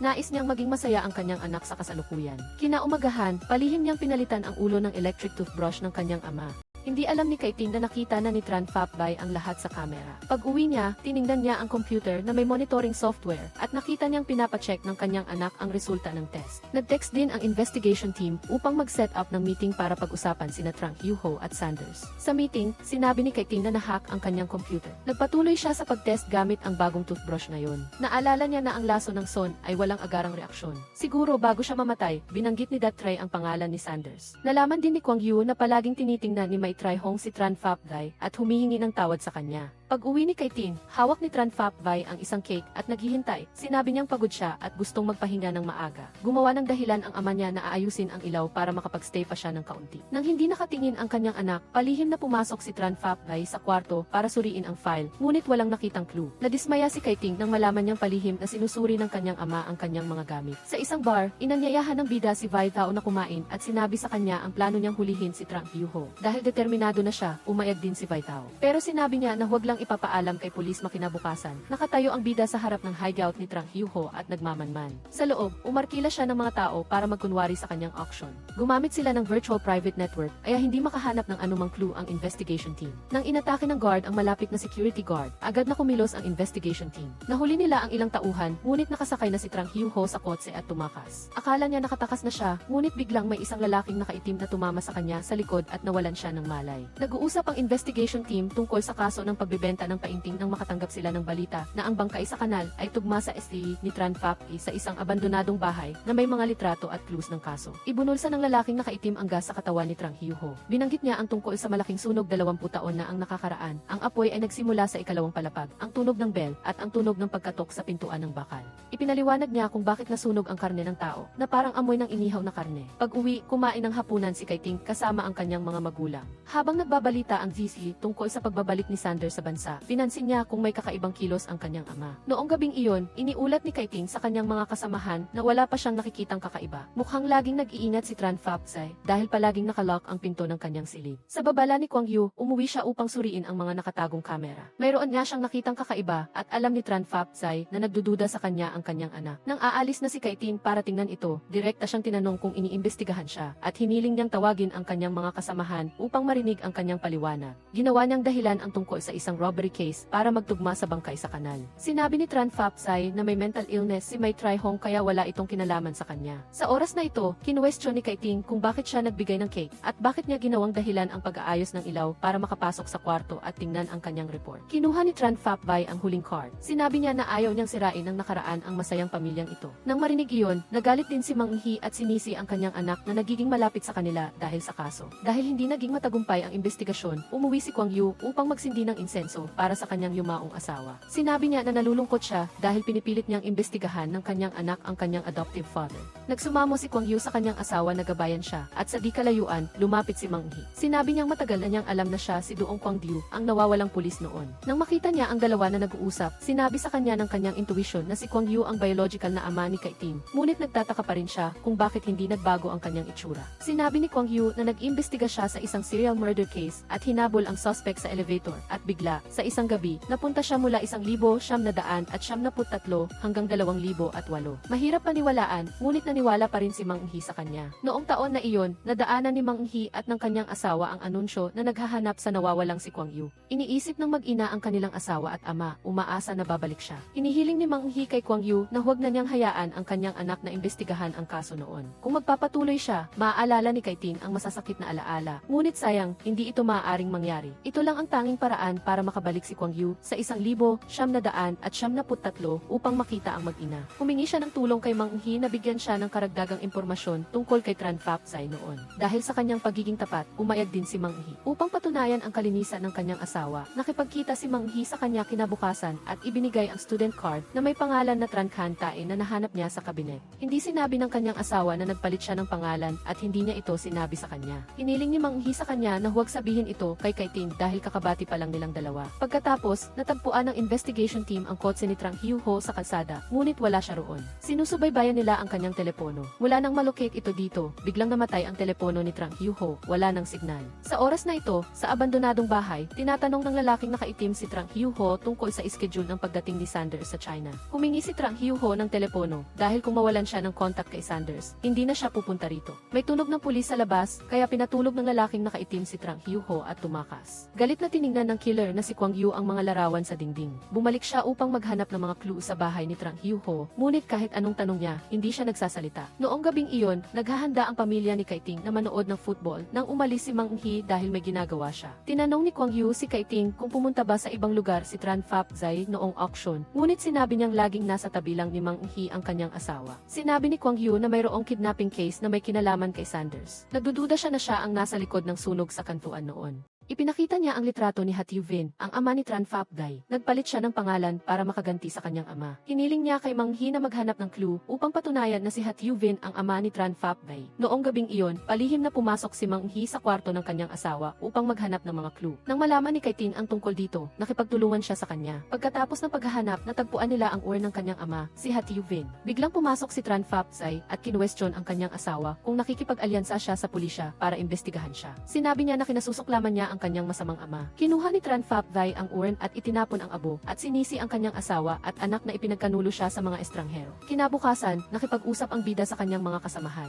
Ang pagkamuhi ni Tran Phap Thai sa kanyang ama ay tila hindi tugma sa motibo ng paghihiganti para sa kanya. Para maghanap ng ebidensya at dalhin siya sa batas, pumunta si Thien Minh upang tanungin si Trang Hiu Ho tungkol sa impormasyon ni Sanders upang mabawasan ang kanyang sentensya. Ngunit napakaingat ng taong ito, kaya wala siyang iniwan na anumang clue, kaya hiniling niya sa kanya na dalhin siya sa pugad ng tigre upang hulihin ito. Pagkatapos makipag-usap sa grupo, nagpa siya si Thien Minh na isakripisyo ang sarili at sumali sa kalaban upang mahuli ang tusong si Sanders. Pagkatapos, umupo si Kwang Yu at binalikan ang nakaraan kasama si Vai Tao. Sa panahong iyon, kakasali pa lang ni Vai Tao sa investigation team na may malasakit at tapat. Ang kanyang kaibigan ay ganoon pa rin ngayon, ginagawa ang lahat upang tulungan si Kwang Yu na imbestigahan ang kaso upang makabalik at mahanap ang kanyang asawa. Kinaumagahan, ipinakilala ni Trang Hiu Ho si Police Thien Minh sa boss. Sanders narinig ang tungkol sa taong ito. Nakita niyang kawili-wili kaya pumayag siyang makipagkita. Nakipag-ugnayan din ang bidang lalaki kay Iman Nhi upang pigilan si Ki ay naatakihin si Sanders. Pagkatapos, dumating ang investigasyon team sa secret base upang mag-install ng hidden camera. Maingat silang naghanda ng bawat plano para sa araw ng pagbabalik ni Sanders. Sa mahalagang araw, dinala ni Trang Hiu Ho si Thien Minh upang makilala ang boss sa secret base. Hindi inaasahan, pagkatapos magbati, diretsong tinukoy ni Sanders ang kaibigan na nagmamanman sa labas, kaya inanyayahan si Louis Dao na pumasok. Nang tingnan ang kamera, labis na nag-aalala ang investigasyon team. Ngunit hindi inaasahan, nag-acting si Isdao na parang naging magkaibigan mula sa pagiging magkaaway, nagkunwari na hindi sila magkasama ni Thien Minh.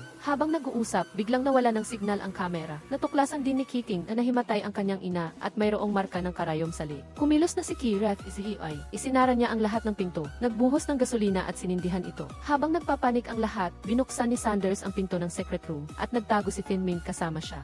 Sa labas, sinabi niya na ito ay isang feng shui room na hindi maaaring basta-basta pasukin ng iba at kinuha ang malaking gintong bulaklak para suhulan si Thien Minh. Nakita niya ang hard drive at kinuha ang gintong bulaklak para patumbahin si Sanders at nang buksan niya ang pinto, sinabihan ni Thien Minh si Isdao. Ngunit nang nahanap nila ang mahalagang ebidensya, biglang bumagsak ang pader sa itaas. Inialay ni Isdao ang kanyang sarili upang protektahan si Thien Minh at nawala ng malay. Kasabay nito sa labas, hinabol ng isang matinding sikat ang lalaking nakaitim na damit. Sa loob ng elevator, tinurukan ni TFE Lai ng pampamanhid si Ann. Sa kabila ng paglaban, sa huling sandali, tinumbok ni Ann si TFE Lai hanggang sa mawalan ito ng malay. Matapos ang isang gabing pakikipaglaban, namatay si Louis Dao dahil sa usok at apoy. Ang mga natitirang miyembro ay nagpasya na ibuhos ang lahat ng kanilang lakas upang ipagpatuloy ang matinding kasong ito. Inanyayahan ng investigasyon team si Ven Nhi upang tulungan siyang interviewin si TFE Lai. Alam niyang hindi pa patay si Sanders, kaya wala siyang inilalabas na impormasyon. Ginamit ni Ven Nhi ang kanyang pagiging asawa upang magtanong at magbigay ng inspirasyon. Umaasa siyang ikukwento ng kanyang asawa ang lahat upang magkasama silang magsikap na malampasan ito. Tinanong ni Evans Nhi kung si TFE Lai ba talaga ang tutor ni Maiti Videns. Sinabi ni TFE ay na ang kapalaran ng tao ay talagang napakakaiba. Sa unang pagkikita, balak magpakamatay ni Maiti Videns. Sinabi niya sa binata na mas mabuting gumawa ng isang bagay na mas makabuluhan. Siya ay naging kanyang tutor upang mapabuti ang mga resulta sa pag-aaral ni Maiti Videns.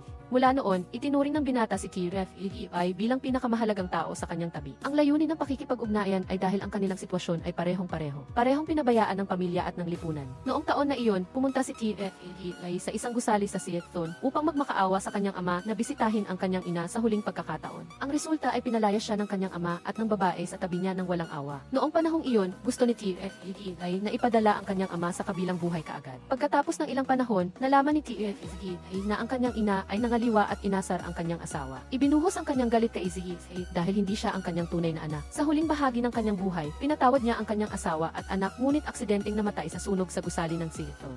Nakita mismo ni Izzy Lai ang isang grupo ng mga tao na may dalang isang lalagyan ng gasolina papuntang Seattle. Pagkatapos nito, nagkaroon ng sunog. Hindi inaasahan, ang resulta ng investigasyon sa sunog ay sinabing aksidente. Sumulat siya ng isang anonymous na sulat na nag-ulat sa mga bagay na kanyang nakita sa investigasyon team. Ngunit hindi kumilos ang pulisya, kaya siya mismo ang kumilos. Nang gabing iyon, nalaman niya ang isang taong nagngangalang AC Magki. Sinundan siya ni Izzy at natuklasan na ang kaso ay may kaugnayan sa isang malaking korporasyon. Gusto niyang patayin ang bawat isa sa kanila, ngunit hindi niya magagawa ito ng mag-isa. Lubos na hinahangaan ni Maiti Dengo ang kanyang sarili. Hindi niya ito ipagkakanulo kailanman. Kaya pinili ni TFE siya bilang kanyang pinakamahusay na katulong. Gamit ang kaalaman sa medisina, dalawa ang nag-iniksyon ng pampamanhid at gumawa ng peking eksena para hindi matuklasan ng pulisya. Nagtanong tungkol kay Kiren Finn. Siya ang taong pinakamahusay na nakakaalam ng katotohanan, ngunit nagsinungaling. Kaya galit na galit siya. Sinundan niya siya at sinamantala ang pagkakataon na patayin siya sa kanyang sariling kamay. Nang marinig ito, agad na pumasok si Finn Min at pinagalitan si TFSEF dahil inosente ang kanyang ama. Pilit lang ang ama ni Finmin na gawin ang bagay na iyon. Hindi gaanong pinapansin ni TFEI ang mga bagay na iyon. Ang mga taong sangkot sa kaso ay dapat magbayad. Nagpatuloy siya sa pagtatanong tungkol sa peklat sa baywang ni Maiti Eden. Sinabi niya na sinakripisyo ng binata ang kanyang sarili upang itago ang kanyang mga krimen. Gusto na sana ni TFEI na bumitaw na. Ngunit nang makita niya ang mga kaaway na gumawa ng maraming krimen na nabubuhay ng masaya at mayaman, hindi niya ito matiis. Hindi rin niya inaasahan na hindi lamang siya ang gustong pumatay kay Enfidenzeri, kundi pati na rin si Dipide. Ngunit hindi makakilo si Dipide, kaya sinamantala niya ang pagkakataong ito para patayin si Enfidenzeri. Minsan, sinabi sa kanya ni Maiki Hidenz, sa mental hospital, mayroong isang may-ari ng bahay sa Silton. Ayaw niyang ibenta ang kanyang bahay, kaya ginantihan siya at binugbog hanggang sa mabaliw. Sa huli, pinatay ni Kirafzi ay si Trang Hyuho para malaman ang tungkol sa secret base. Sinindihan niya ang apoy upang maramdaman ng matandang asong lobo ang pakiramdam ng mga taong nasunog hanggang kamatayan noong nakaraan. Si Kirafzi ay nag-aalala lamang sa paghihiganti at ang katarungan ay hahatulan ng mundo. Inireklamo ni Kwang Diu ang kabilang panig na sinisira ang kanyang anak para lamang sa sariling paghihiganti. Nang ipanganak si Kitin, nangako ang bidang lalaki sa kanyang sarili na imbestigahan ang kaso ng sa gayon ang kanyang anak na babae ay mabuhay sa isang mundo na walang krimen. Ganoon din si TFEI, ngunit maraming inosenteng tao ang nawala ng buhay dahil sa kanya. Matapos mahuli ang tunay na kriminal, pinuntahan ni Finmin ang kanyang ama upang balikan ang nakaraan. Pumunta rin si Kitin dito upang makipag-usap sa kanya. Naalala ni Kwang Diu ang kanyang matalik na kaibigan at narinig niya na mayroong malakas na kidlat at kulog ngayong gabi. Agad siyang bumisita kay Kitin, nagluto ng egg rice at kinain ito kasama ang kanyang anak na babae. Parehong ulam na itlog na may kasamang sarsa at iginuhit na araw at bituin. Nagtaka si Kiting noong bata pa siya kung bakit hindi magkasama ang dalawang bagay na ito. Sinabi ng kanyang ama na nasa langit silang dalawa kahit hindi sila magkasama, laging nasa tabi niya. Bago nawala si Kwang Diu, nangako siyang lulutuin niya ang ulam na ito para sa kanyang anak na babae. Hindi inaasahan, ang pagkain na ito ay kinailangang maghintay ng 20 taon. Kahit na medyo maalat ang itlog, masarap pa rin itong kinain ni Kitty. Sinabi ni Kwang Diu na pagkatapos niyang malutas ang kaso na ito, maaari na siyang umalis. Maghihintay siya sa Bagyo #8 ngayong gabi at susubukan niyang bumalik. Naglakad si Kwang Diu patungo sa elevator noong taon na iyon. Naalala niya ang oras na kasama niya ang kanyang anak na babae at si Kitty na nagpark sa ibaba ay naaalala rin ang oras na kasama niya ang kanyang ama sa paglutas ng kaso. Sinabi niya na pagkatapos ng lahat, walang mas mahalaga kaysa sa pamilya. Ngunit pagkatapos ng bagyo, bumaba si Kwang Diu na parang walang nangyari. Kinabukasan, natuklasan ng investigasyon team na ang hard drive ay mabubuksan lamang ng may-ari nito. Kung hindi, sirain ito ang lahat ng mga dokumento sa loob. Ngunit sa oras na ito, nagpapanggap si Sanders na mahina, ginagamit ang pulisya upang protektahan ang kanyang sarili sa pagbabalik sa bansa. Maaari pa siyang maglinlang ng mga tagalabas na iniisip nila na siya ang biktima. Nakaisip agad si Kaitin ng isang paraan upang gumawa ng peking hard drive upang makuha si Sanders na isulat ang password. Nang ibalik sa kanya ng pulisya ang hard drive, sinuri niya ito sa buong security check at pagkatapos ay ginamit ang password upang buksan ang hard drive. Ginamit ng investigasyon team ang password upang buksan ang hard drive, ngunit nabigo. Mali ang password kaya nawasak ang lahat ng mga dokumento.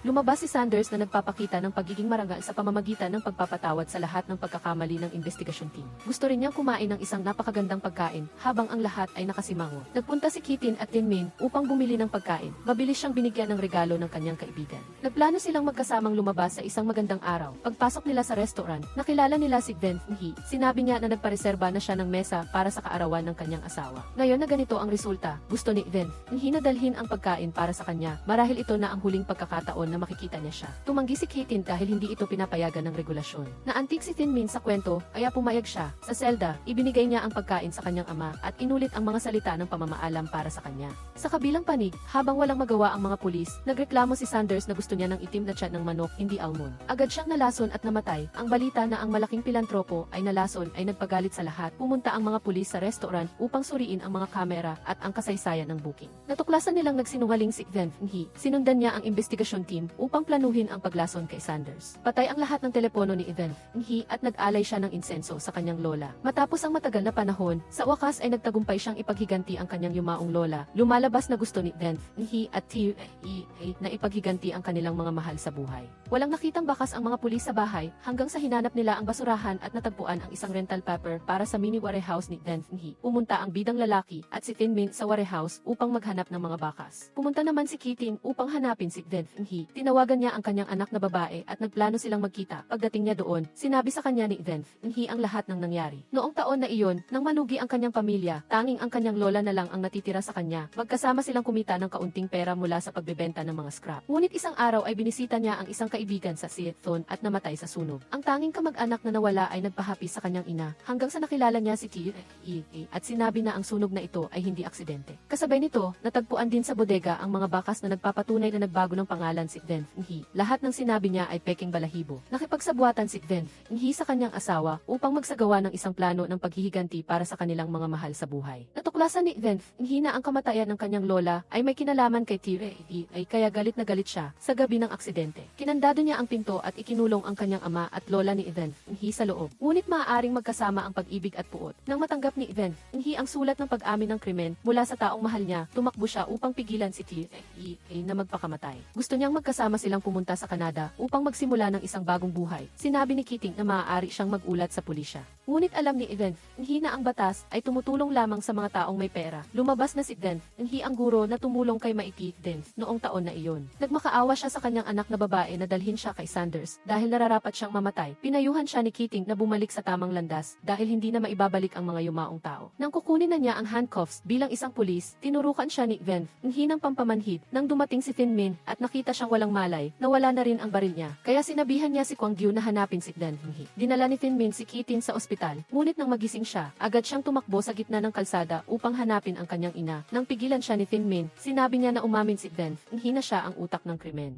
Pakiramdam ni Keating na hindi siya karapat-dapat maging pulis dahil sa buong buhay niya ay nakasama niya ang mga magulang na pumatay ng tao nang hindi man lang niya alam. Ang damdamin ng pagkamuhi sa sarili at takot na mawala ang huling taong mahal niya ay nagdulot ng matinding pagkadismaya kay Keating, kaya giagad siyang niyakap ni Thin Min. Nangako siya na laging nasa tabi ni Keating, habang sa kabilang panig ay tinawagan ni Evan He si Kwang Gyu at isinisi ang pagkamatay ng kanyang asawa, at nang makilala niya ang asawa ng bidang lalaki ay nagbago ang kanyang kapalaran. May dumadaan na sirena ng pulis at ginamit iyon ni Kwang Gyu para hanapin ang kanyang lokasyon. Sinabi ni Evan He na sinadya ang pagkamatay ng asawa niya. Nang araw na iyon, binangga ng isang sasakyan si PLF. Habang naglalakad, sinadya niya itong sagasaan upang patayin siya, buti na lang at nakaligtas ang sanggol. Ang sanhi ng aksidente ay ang blind spot, ang tauhan ni Sanders, kaya magkasama silang may isang kaaway. Si Kwang Gyu ay nakahanap pa rin kay Evan He sa pamamagitan ng sirena. Sa oras na ito, sa bilangguan, si Keating at ang kanyang mga kasamahan ay nagpunta upang hilingin kay na pigilan ang kanyang ina sa paggawa ng mga maling bagay. Ayaw niyang bumagsak ito sa krimen, umiling lang si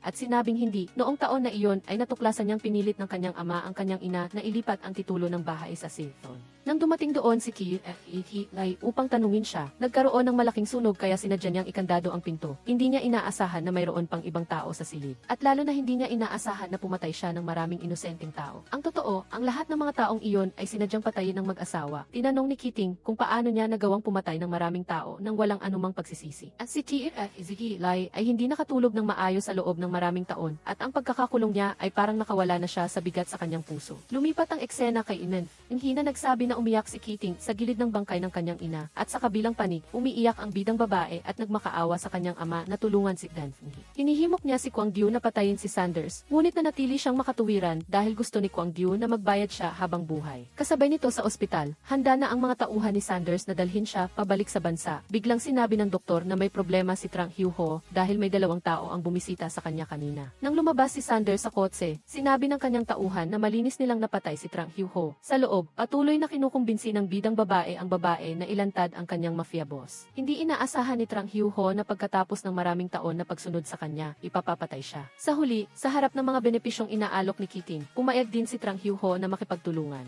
Ilang taon na ang nakalilipas, nakipagsabuatan si Sanders sa ilang malalaking pangalan upang bilhin ang bahay sa Fondike. Ang ilang may-ari ng bahay ay ayaw magbenta kaya sinunog niya ang mga ito ilang taon pagkatapos. Ang lugar na ito ay naging isang malaking gusali. Nagbigay ito ng malaking kita para sa kanya, at ang matandang lalaki na may pera ay lalong nagiging mapanganib. Nakatanggap din si Kwang Gyu ng balita na nagbigay si Trang Hyuho ng isang video ng money laundering ni Sanders. Ang krimen na ito ay maaaring magbigkis sa kanya. Agad na bumalik si Kwang Gyu sa daungan upang pigilan ang matandang asong lobo na magpanggap. Kasabay nito, handa na si Sanders sa daungan malapit sa ospital upang tumakas. Habang nagpapalitan ng putok ang dalawang panig, lumabas si Sanders at tumakas. Nang makita ito ni Evan He, agad siyang kumuha ng baril at sinundan siya upang maghiganti. Paulit-ulit Makulit siyang binaril, ngunit walang tumama. Nang makita niyang binaril ni Sanders ang kanyang ina, agad na lumabas si Keating upang salagin ang bala para sa kanya na nagdulot ng malaking pagkawala ng dugo. At mabilis ding nahuli si Sanders ng bidang lalaki. Dito nagtatapos ang pelikula. Salamat sa inyong panonood.